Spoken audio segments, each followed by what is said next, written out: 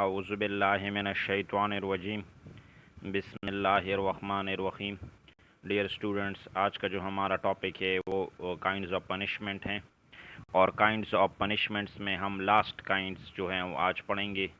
और ये जब मैं आज ख़त्म कर दूंगा तो ये बस आपके मिड टर्म का कोर्स मुकम्मल हो जाएगा।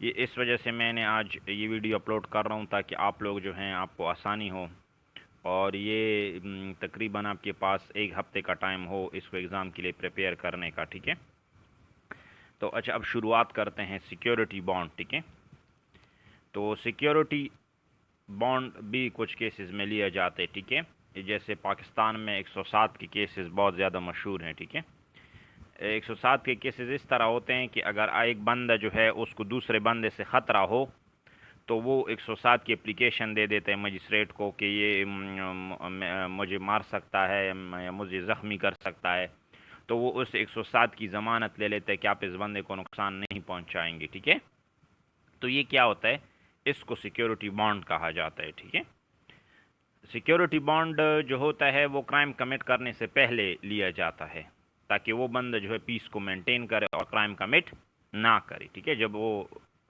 पहले से मजिस्ट्रेट के उसमें 107 की एप्लीकेशन उस पर दी जाती है। ठीक है, security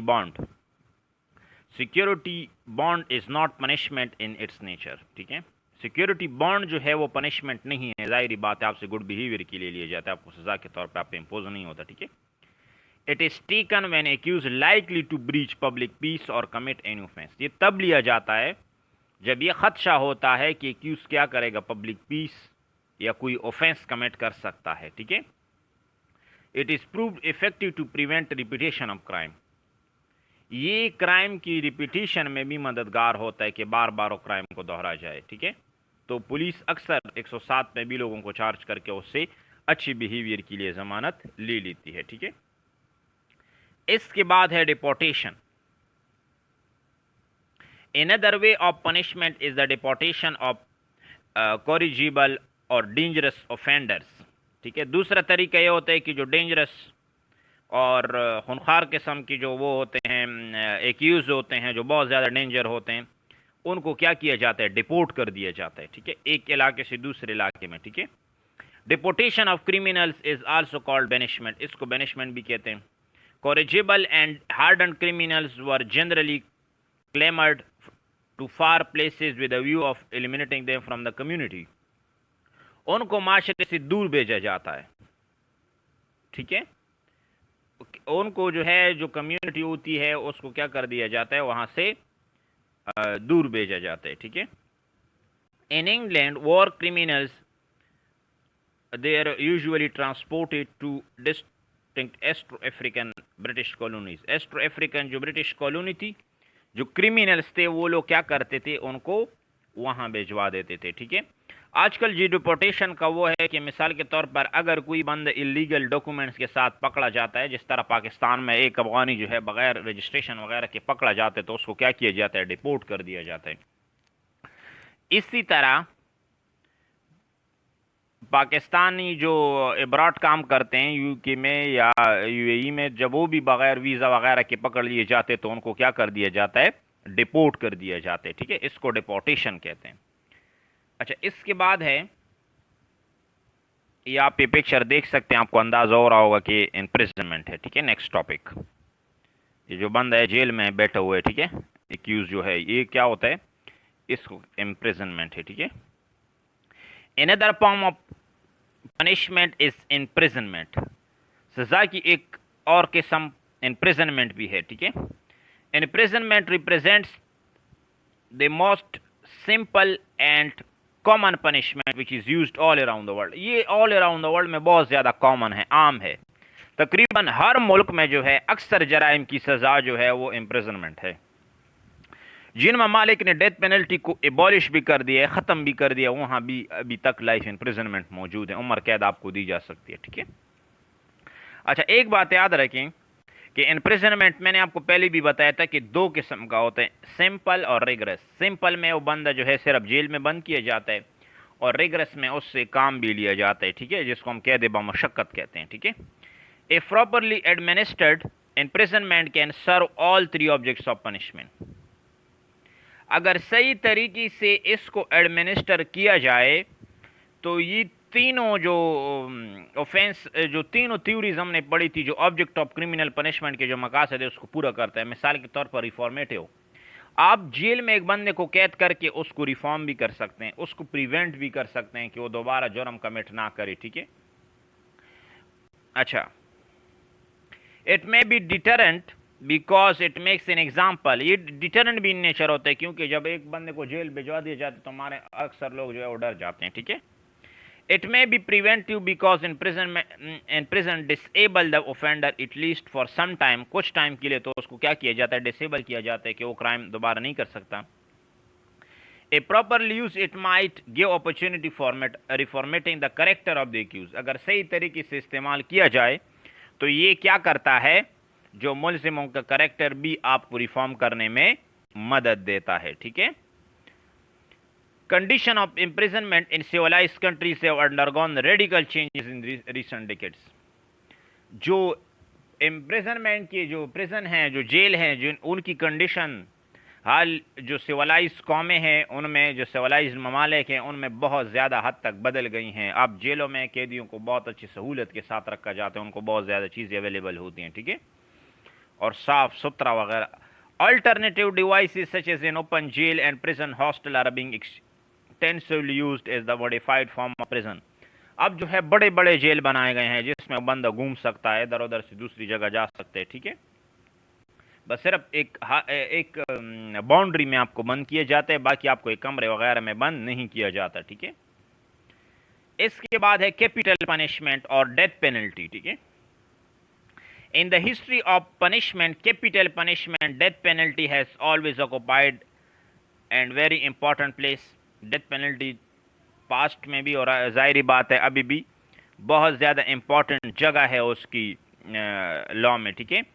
In ancient times and even in the Middle Ages, sentencing of the offenders to death was very common kind of punishment, ठीक है। ये बहुत ज़्यादा कॉमन काइंड थी कि लोगों को डेथ की पनिशमेंट वो देते थे, ठीक है।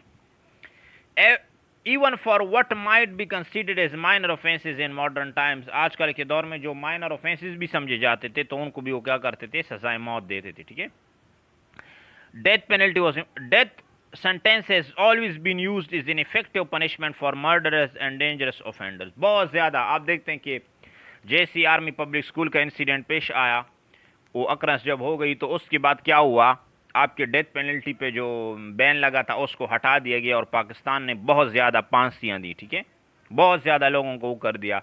उन्होंने कहा कि इसके अलावा कोई हल नहीं है कि जैसे डेंजरस जो क्रिमिनल है उनको एक एग्जाम्पली तौर पर जो है उनको सजाएं मौत दी जाए ताकि और लोग डर जाएं, ठीक है।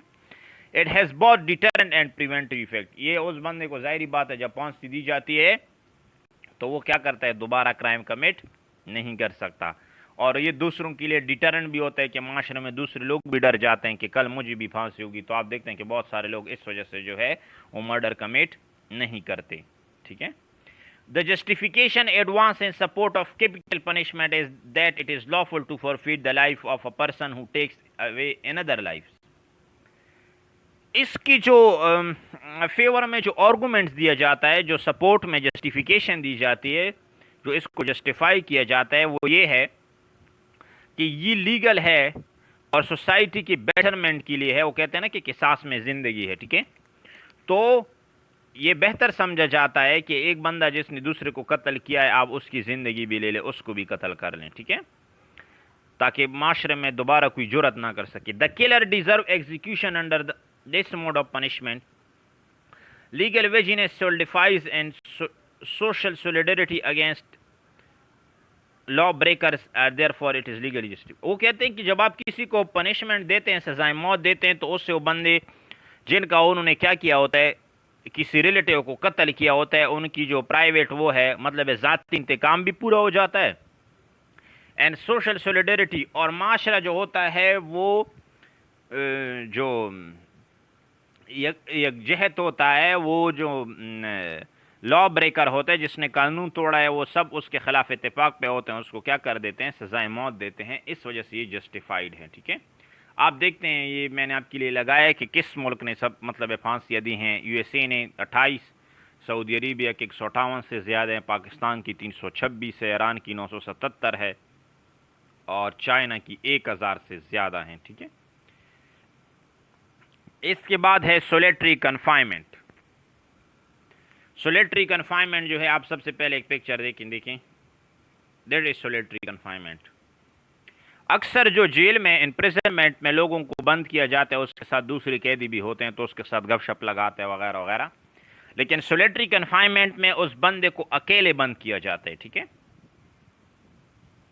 another kind of punishment is solitary confinement. This punishment may be considered as an aggravated form of imprisonment. ये aggravated form है, सख्त imprisonment है। ठीक है, in this type of punishment, convicts are confined in solitary prison cells without any contact with their fellow prisoners. ठीक है, उनका दूसरे साथी जो कैद में होते हैं उनके साथ उसका कोई कॉन्ट्रैक्ट नहीं होता। ठीक है, solitary confinement which was introduced in the Venezuela prison, ये यूनाइटेड स्टेट में 1770 में इसको क्या किया गया था, okay, by the Auburn system एंटीनी which prisoner were taken out together in silence. ठीक है, तो उनको अब क्या किया जाता है, इसको फिर ख़त्म कर दिया गया और 1819 में दूसरा सिस्टम लाया गया जिसको उनको बातें नहीं करनी जाती लेकिन वो काम पे उनको इकट्ठे लगाया जाता है। ठीक है, experience that shown that many of the prison undergo the sentence of confinement died in prison and many more returned insane and those who survived turned into hostile during this time। जो तजुर्बा है उससे ये साबित हुआ है कि जिन लोगों को सोलेटरी कन्फाइनमेंट में अदालत भेज दी थी, या तो वो दर पे मर जाते हैं तन्हाई में, या वो पागल हो जाते हैं, इंसेन हो जाते हैं, ठीक है, दीवाने हो जाते हैं, या वो जो सर्वाइव भी कर लेते हैं वो क्या करते हैं, जब उनको वो किया जाता है तो बहुत ज़्यादा डेंजरस किस्म के ऑफेंडर बन जाते हैं और भी सोसाइटी के लिए वो लोग ख़तरनाक हो जाते हैं। ठीक है, सेक्शन 73 ताज़ीरात पाकिस्तान में सेक्शन 73 और 74 जो है वो सोलेटरी कन्फाइनमेंट के बारे में बताता है और ये भी बताता है कि इसका जो टोटल टाइम है वो 3 मंथ से ज़्यादा नहीं होना चाहिए। एक बंदे को 3 मंथ से ज़्यादा सोलेटरी कन्फाइनमेंट में नहीं रखा जा सकता और ये इसमें ही बताया गया कि 1 मंथ में 7 दिन से ज़्यादा, यानी 1 हफ्ते से ज़्यादा 1 महीने में भी नहीं रखा जा सकता। ठीक है, तो okay, thank you so much. इसी के साथ आज का ये वो ख़त्म हो गया। अगर आपकी कोई क्वेश्चन हो तो आप मुझसे पूछ सकते हैं। थैंक यू, अल्लाह हाफिज़, अपना ख्याल रखिएगा। ठीक है, ईद मुबारक आप सब लोगों को।